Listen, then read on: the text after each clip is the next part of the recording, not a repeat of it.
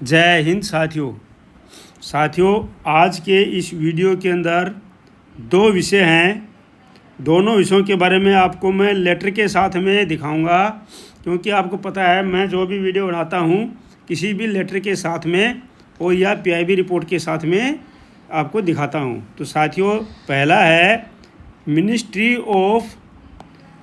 Of personnel public grievance and pension, जो है कार्मिक लोक शिकायत एवं पेंशन मंत्रालय, जिसको हम बोलते हैं DOPPW, जिसको हम बोलते हैं कार्मिक लोक शिकायत एवं पेंशन मंत्रालय, department of personnel public grievance. इस कार्मिक लोक शिकायत एवं पेंशन मंत्रालय में पेंशन सचिव की अध्यक्षता में, जो पेंशन सचिव हैं उनकी अध्यक्षता में 10 सितंबर यानी कल ही, आज 11 सितंबर है, कल ही जो है वहाँ पर मीटिंग हुई है और उस मीटिंग की पीआईबी रिपोर्ट जारी की है। क्या क्या पीआईबी रिपोर्ट है वो जारी की हुई है, मैं आपको पूरा उसके साथ में दिखाऊंगा।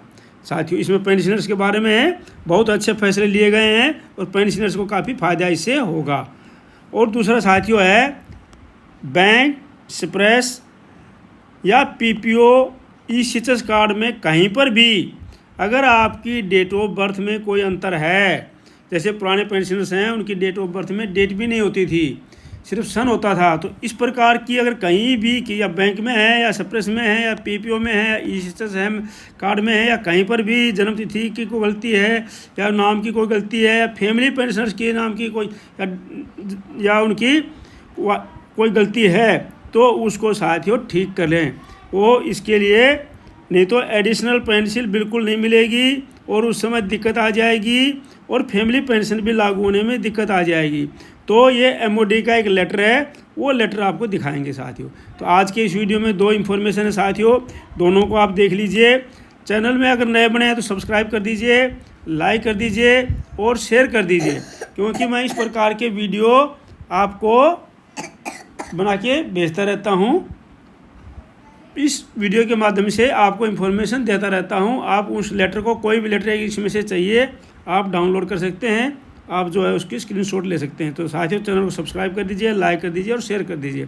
अभी चलते हैं, देखो ये है ministry of personnel public grievance and pension, कार्मिक लोक शिकायत एवं पेंशन मंत्रालय, आज़ादी का अमृत महोत्सव। ये मीटिंग हुई है 10 तारीख को, माननीय अध्यक्ष के सचिव कि उसमें DOPPW commences preparation for DLC campaign 4.0।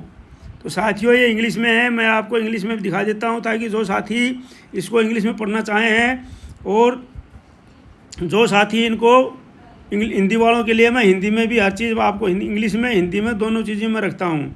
Department of pension and pensioners welfare DOPPW will conduct the nationwide digital life certificate DLC campaign चला रहे हैं 4.0 फ्रॉम 1 to 30 सितंबर तक 2025 across all 1600 district, 1600 district and सब individual headquarter of the country, और country के अंदर a high level review meeting हुई है, was chaired by the Shri V Srinivas, secretary pension, और 9 सितंबर 2025 9 सितंबर 2000 को मीटिंग हुई थी और 10 सितंबर की जो है ये पीआईबी रिपोर्ट है साथियों। देख लो आप, ये जो है 10 सितंबर 2025 की 3:26 पर शाम के टाइम में पीआईबी दिल्ली की पर ये रिपोर्ट है साथियों, प्रेस इन्फॉर्मेशन ब्यूरो, ये जो है होती है पीआईबी, इसकी रिपोर्ट है साथियों, उन्होंने दी है, ठीक है नहीं। तो ये पूरा का पूरा इसके अंदर लिखा, मैं अभी आपको लेकर चलता हूँ हिंदी में साथियों।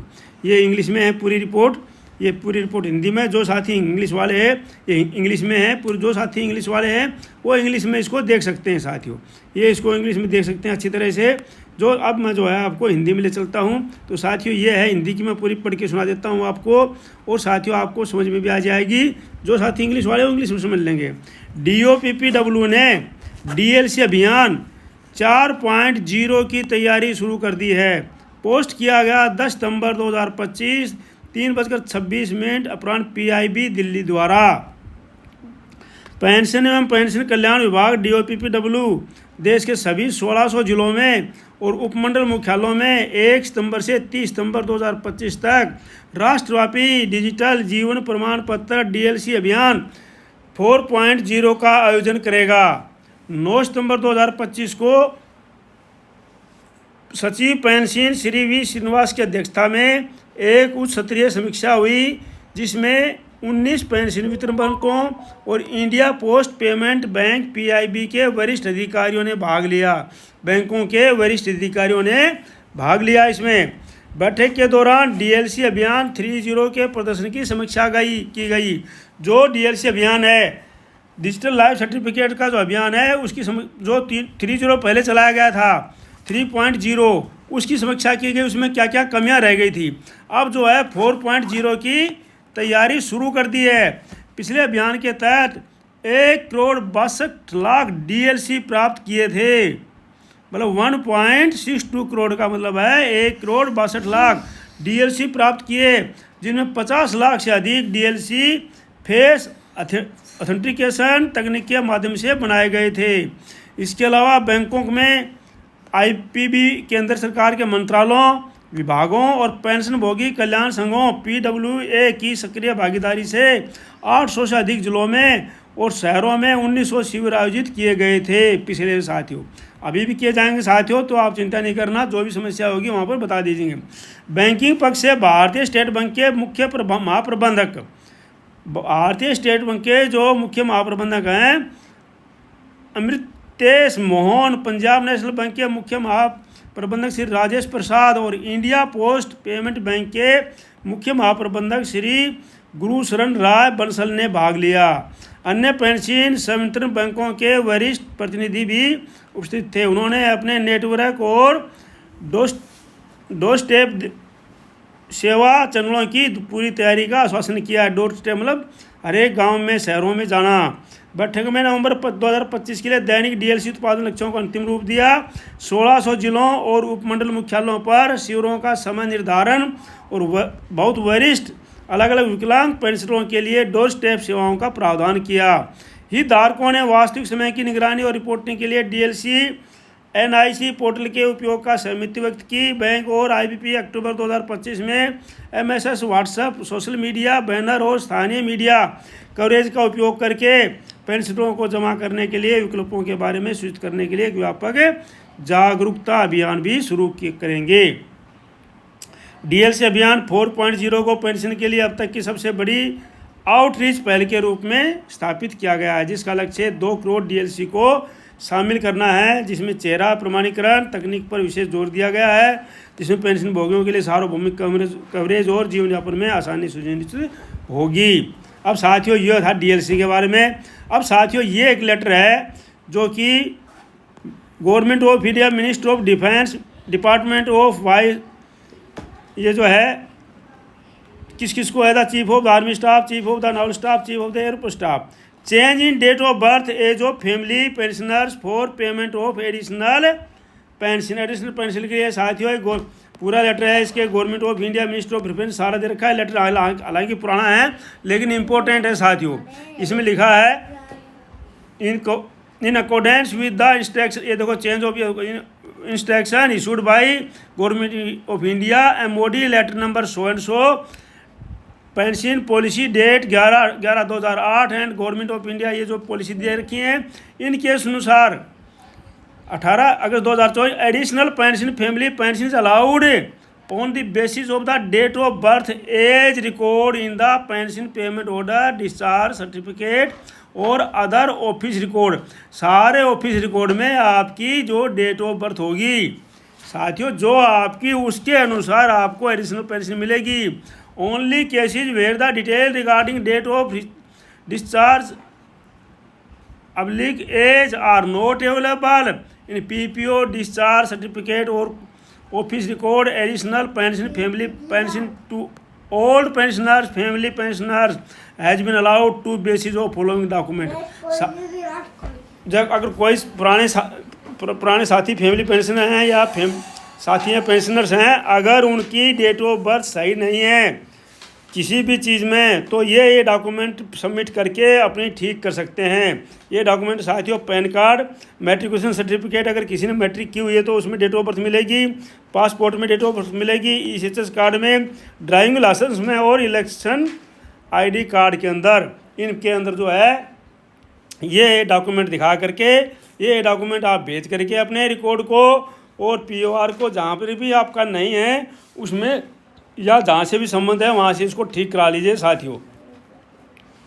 ये पूरा लिखा है, some representation have been received MOD regarding the hardship being cause. ये पूरा देखिए भाई, इस प्रकार की काफ़ी समस्याएं आई हैं। सीधा date of birth, age, armed forces personnel recorded of the PPO on the basis of receive service record and date of discharge, retirement, superannuation etcetera it determined on the basis of the date of birth. तो साथियों इनके आधार पर जो है समस्याएं आ रही हैं, खासकर फैमिली पेंशनर्स के लिए, पेरेंट के लिए, सपोज के लिए। तो साथियों इसमें यह है, अगर इंडिविजुअल की डेट ऑफ बर्थ जो PPO में है वो तो हर हालत में चेंज नहीं होगी, जो PPO में है वही मानी जाएगी, बाकी जगह चेंज हो जाएगी लेकिन PPO से चेंज नहीं होगी साथियों। इसमें क्लियर लिखा हुआ है, ये लिखा है request for the change of rate of birth age of family pensioners parents and suppose in the PPO may be submitted by the armed forces pensioner family pensioner to the concerned record office in case of। देखो ये जो family pensioners हैं या suppose हैं वो जो है date of birth बदली करने के लिए वहाँ पर रिकॉर्ड ऑफिस को भेज सकते हैं। इन केस ऑफ GSO जो are and service headquarter, in case of command officer, वहाँ पर सर्विस हेडक्वार्टर में जहाँ भेज सकते हैं। At least one of the document, जो पैरा 1 जो इनमें से जो भी डॉक्यूमेंट है उनमें से कोई भी एक डॉक्यूमेंट कम से कम होना चाहिए, कोई भी एक डॉक्यूमेंट होना चाहिए साथियों। उनमें Aadhaar card and declaration on the non judicial department record office certified हो जाएगा तो इसके अंदर चेंज हो जाएगा। लेकिन साथियों इसमें जो इंडिविजुअल की अगर डेट ऑफ बर्थ है वो वही रहेगी।